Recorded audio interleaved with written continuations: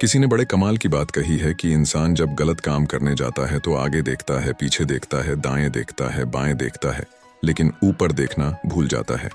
नमस्कार दोस्तों, स्वागत है आपका हमारे YouTube channel the success line में। एक बार एक बौद्ध महात्मा जी अपने शिष्य के साथ भ्रमण पर निकले हुए थे। वे एक गांव से दूसरे गांव में जा रहे थे। ये उनका रोज का काम था। भ्रमण करते करते थक जाते हैं और फिर आराम करने लगते हैं। शाम को वहां प्रवचन करते थे। महात्मा जी ज्यादा बात नहीं करते थे। उन्हें शांत रहना पसंद था। उनका जो शिष्य था उसको दुनियादारी की बातों में बड़ा इंटरेस्ट था। उसे दूसरे की जिंदगी में ताका झांकी करने में बड़ा इंटरेस्ट था। लोगों से ज्यादा बात करना उसे पसंद था।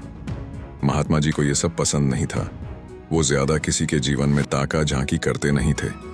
अपने काम से काम रखते थे, अपने रास्ते पर चलते थे। एक सुबह भ्रमण पर निकले हुए थे, वहीं उनकी यात्रा चल रही थी। एक नदी के किनारे से जा रहे थे तो उन्होंने देखा कि एक मछुआरा था जो मछली पकड़ रहा था। गुरुजी तो अपना चुपचाप निकल गए। शिष्य से रहा नहीं गया। वह दौड़ करके मछुआरे के पास और उसको जाकर के अहिंसा का उपदेश देना शुरू किया कि तुम्हें हिंसा नहीं करनी चाहिए, ये काम करो, ये है वो है। बहुत से समझाया।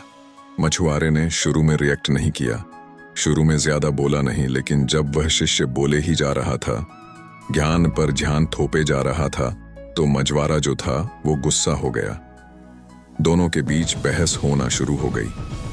मछुआरे ने कहा, मेरा काम है, मुझे अपना काम करने दो, तुम कौन होते हो बीच में बोलने वाले। धीरे धीरे बहस बढ़ती गई और झगड़ा शुरू हो गया।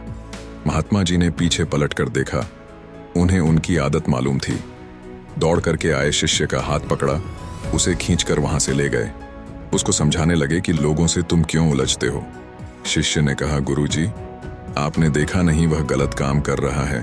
उसको शिक्षा दे रहा था कि हिंसा ना करें, अहिंसा का रास्ता बता रहा था। तब गुरुजी ने कहा, अरे तुम उसे क्यों शिक्षा दे रहे हो, तुम उसके पीछे क्यों पड़ गए। तो शिष्य ने कहा कि मुझे समझाना पड़ेगा, वरना उसे कोई दंड दे नहीं रहा है।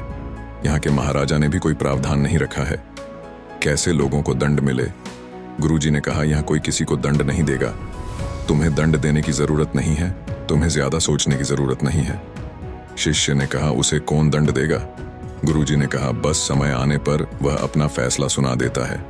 हमें इसमें पढ़ने की जरूरत नहीं है, हमें झगड़ा करने की जरूरत नहीं है। शिशु चुप हो गया और ज्यादा बोला नहीं। इस बात को 2 साल बीत गए। कमाल हुआ कि उसी रास्ते से वापस जा रहे थे। वहीं सुबह का समय था। नदी के किनारे दृश्य बदला हुआ था। अब वो शिष्य देखता है कि वहां एक सांप जो है अपनी जान बचाने के लिए तड़प रहा है और चींटियां उसे नोच करके खा रही है। शिष्य से यह देख करके रहा नहीं गया और सांप को बचाने के लिए दौड़ कर गया। गुरुजी ने फिर से हाथ पकड़ लिया। बोले, नहीं, जो हो रहा है होने दो।